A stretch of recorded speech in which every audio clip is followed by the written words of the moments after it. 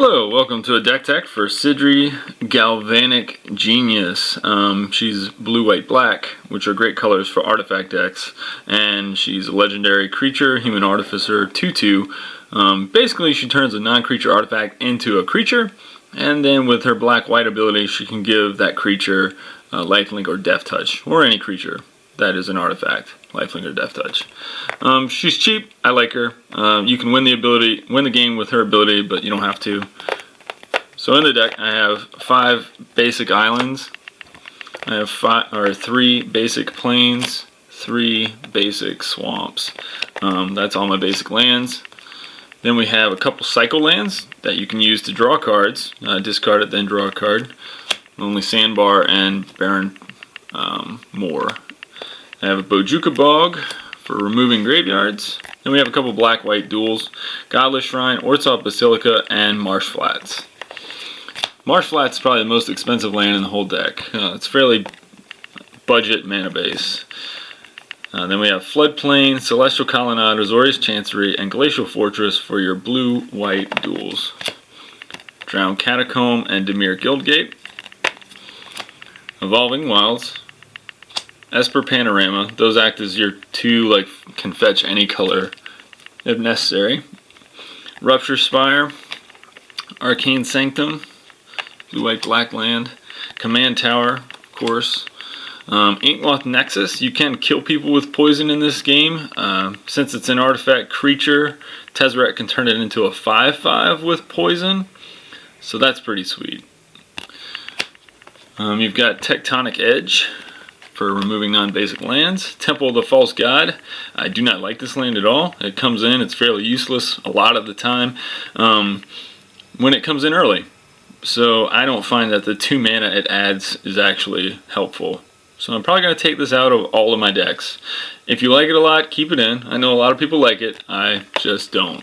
And I'm just sharing my experience of hatred with it. I just don't happen to have any lands on me to change it out yet.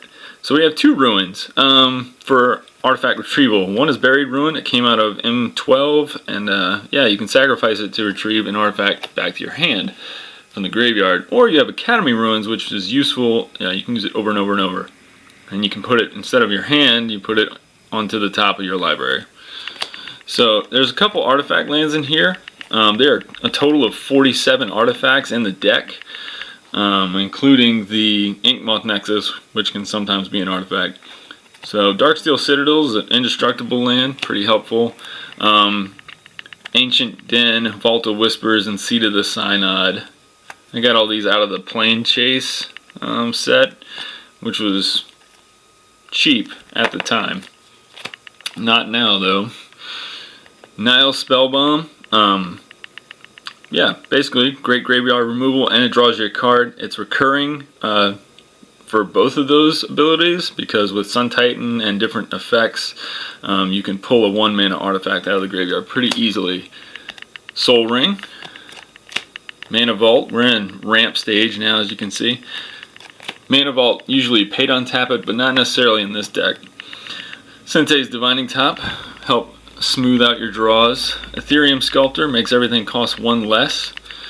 Darksteel Ingot, indestructible, good for Tezzeret's creature making ability, or Sydri's creature making ability. Would make it a 3/3 indestructible creature. Burnished Heart is amazing. Puts those lands onto the battlefield, and you can recur it with Sun Titan, which is useful. Solemn Simulacrum. Love the old picture, not a big fan of the new art. Crystal Ball, more draw smoothing, and Honden of Seeing Winds, which is a blue card I love playing in most of my blue decks. It's a shrine, and for every shrine on the battlefield, it's the only one, you can draw 1 card every turn, extra. And since it's kind of innocuous and it doesn't hurt anybody, people don't like to waste removal on it. So they should, though, because drawing 2 cards every turn is pretty helpful. Hex Parasite, remove all your Planeswalker foes. Steel Overseer, he's not that great. He could probably be replaced in the deck. There's not a ton of creatures that this deck produces, so giving a +1/+1 counter to 1 or 2 creatures isn't really all that helpful. Lightning Greaves, keep everything protected. Similarly, Spellskite is a must-have. He can absorb destruction spells from, just pull him his way. Phantasmal Image, don't need to keep him in here. He's just there because he's cheap and he fits the mana curve. But he can copy anything. What you do need to keep, however, is Phyrexian Metamorph, which is an artifact. And it can copy artifacts, which makes it super helpful in this deck. Unwinding Clock, as I said earlier, Mana Vault doesn't need to be paid for to be untapped. This is because this will untap all your artifacts every untap phase around the table over and over again. Leonin Abunus. That includes your lands, by the way, which is pretty sweet. If you got your 4 artifact lands out, those will all untap because of this thing. Leonin Abunus, he keeps everything under wraps, protected. Mirrorworks, double all the artifacts that come into play for 2 mana, which is pretty sweet value. Platinum Angel's in here just because it's got a crazy ability. I haven't really ever seen this prevent me from losing the game, or I haven't seen it really prevent my opponents from winning the game either, but I'm sure in one weird corner case it has. Swords of Plowshare, getting into removal now. That's pretty sweet. Darksteel Mutation, give them an artifact. Usually you change your commander into a little 0/1 insect. Mortify, remove creature and enchantment. Detention Sphere, I like it better than Oblivion Ring because you can remove tokens, all of the same name, a bunch of them all in one fell swoop. Spell Crumple, in case you want to get that one badass general or badass spell out of the way, tuck it on the bottom of the library. Evacuation, similarly, sometimes you just need to throw everything off the table. Austere Command, real versatile. You don't want to use its first ability of destroying all artifacts, but destroying enchantments, creatures of different mana costs, that's all helpful. Nevinral's Disc is awesome when you have a Planeswalker out because it doesn't destroy them. Similarly, Scour Glass, a great little low-costing destruction spell for white, destroys everything except for lands and artifacts, which is perfect in this deck. Duplicate, destroys any permanent, so you can kill enchantments with this, which is nice. I'm sorry, you can't do that. Haha. This will destroy permanents though. Steel Hellkite, pay X whenever he does damage to something, and then you'll destroy all permanents of that casting cost on the other person's board. Spine of Ishtar also destroys permanents, and is recurring sort of destruction in this deck, since you can both pull it out of the graveyard, you can turn it into a 7/7 creature, which is pretty badass. You can also return it to your hand with a couple cards that are coming up. We got Elixir of Immortality. It's good for preventing somebody from destroying your graveyard. Graveyard's important in this deck, so you don't want it destroyed. Give you and find, recur those artifacts and those couple of enchantments that are useful. Trading Post, you really only use the bottom 2 abilities. Sacrifice a creature to return target artifact card from your graveyard to hand, or sacrifice an artifact to draw a card.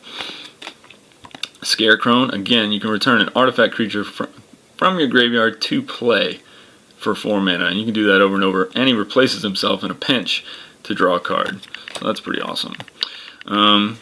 Yeah, this guy will go ahead and get your Hex Parasites and stuff like that back from the graveyard. All your 1 mana artifacts that you may have lost in a big board wipe or something, he can get them back.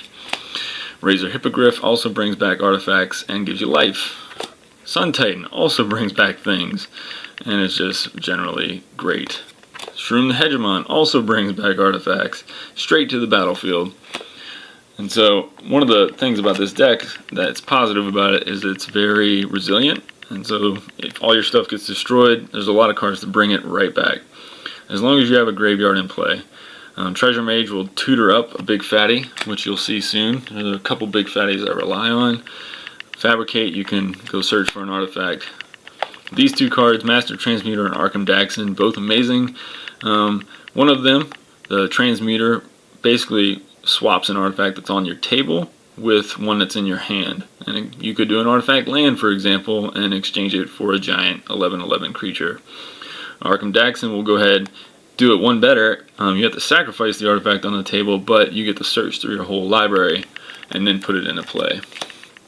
So you've got Tezzeret, both forms. The Agent of Bolas is my favorite just because he will, early on, if you get to look at your top 5 cards and then pick the best one, basically, over and over again for his +1 ability, you get a heck of an advantage.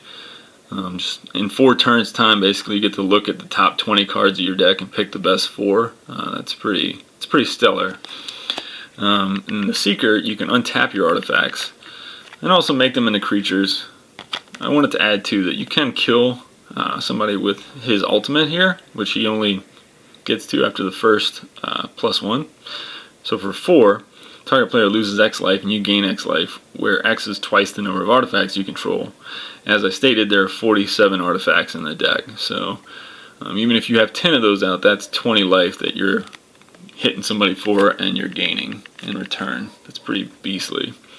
Called out the Forge Master. Again, sacrifice 3 artifacts, search your library for an artifact card, put it into play. Pretty sweet. Acquire, steal the opponent's artifacts. It'll give you 1 extra, so it's like having 48 artifacts in your deck. Take their best thing. Usually people play with 1 or 2 really good ones. Sphinx Summoner, get you a 3/3 flyer and also look through your deck for a couple of big important artifact creatures. So now we're getting into some combo space. This is Thopter Foundry and Sword of the Meek. Basically what happens is that Thopter Foundry, you will pay 1 and sacrifice the Sword of the Meek. And as soon as you do that, Sword of the Meek has this thing on it where as soon as the 1/1 Thopter pops out, it comes back from the graveyard, equips itself to the 1/1 Thopter. And so you can continuously sacrifice the Sword of the Meek as long as you have 1 mana. And every time you do that, you get 1/1 blue Thopter in play and a life. So that's pretty sweet. This combo is actually infinite. Time Sieve and Thopter Assembly. If you don't know how this works, I'll go through it kind of quickly. Thopter Assembly, Time Sieve will be out on the table. You put out Thopter Assembly. The following turn, it comes back to your hand and leaves 5 1/1 flying things on the board. Time Sieve sacrifices those 5 artifacts to take an extra turn after this one. And on the same turn that he came back to your hand, you just cast him again. And so on the following turn, everything untaps, and you rinse and repeat. He comes back to your hand, 5 things fall on the board, sacrifice, cast him, boom, take the next turn. And you do it over and over. Mindslaver, super annoying to play against, but really fun to play with. And it's shiny. Grafted Exoskeleton, you can occasionally kill people with poison, so if you have a big creature out, or if you've done some damage with your Inkmoth Nexus, you can tutor this up and try to finish somebody off that way. Master of Ethereum, for example, would be great to equip a Grafted Exoskeleton to, as he will usually be a 10/10 or so in this deck. Sphinx of the Steel Wind, another great Grafted Exoskeleton target. He's just a good creature, and if you're playing against a red or green deck, you can't beat having protection from both of those colors. Green has a lot of artifact and enchantment destruction, so that's pretty helpful too. Wormcoil Engine, shiny, pretty sweet. Death Touch, lifelink ability. You do need to gain some life in this deck occasionally, and so you'll tutor up this guy if you do need it. And he leaves 2 artifacts, so when you sacrifice him, he leaves 2 extra artifacts on the table for like a Time Sieve to use, or a Arkham Dagson to use. Filigree Angel. Again, if you have like 10 or so artifacts on the table, which is super easy to do, when she enters the battlefield, you'll gain 3 life for each one. So that's 30 life just for her appearing. And it's pretty stellar. Magister Sphinx is a kill condition. Basically, it comes into play, makes a person's life total 10. Then, immediately after that, use your Tezzeret ability or something and drain. Even if you have 5 artifacts on the table at that point, which is really easy to do, he'll suck 10 life away from him and give it back to you. Inkwell Leviathan and Darksteel Colossus. These are my 2 big fatties, I guess.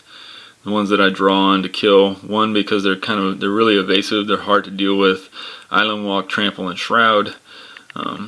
And Indestructibility and Trample. And so I don't want people chump blocking things, and these are the 2 best ways that I've found to get around it.